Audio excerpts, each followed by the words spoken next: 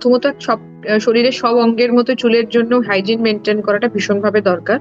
Proper cleaning of hair, proper combing of hair, তার জন্য যেটাকে সময় মতো পরিষ্কার করা, সময় মতো যদি আপনার মাথায় খুশকি থাকে বা অন্যান্য জিনিস কিছু থাকে তাহলে তার ট্রিটমেন্ট করা, আপনার প্রপার ডায়েট মেনটেন করা। কারণ চুলটা তো একটা গাছের মতো, আমি গাছটাকে যদি সঠিক সময় জল রোদ যেমন দেই, তো সেক্ষেত্রে চুলটাকে আপনি যদি সেই সোজা বাংলায় বুঝতে গেলে সেটাকে সেভাবেই বলতে হয় যে আপনার ডায়েটটা যেন সব ঠিক থাকে বা আপনার হরমোনাল ব্যালেন্স গুলো যেন ঠিক থাকে।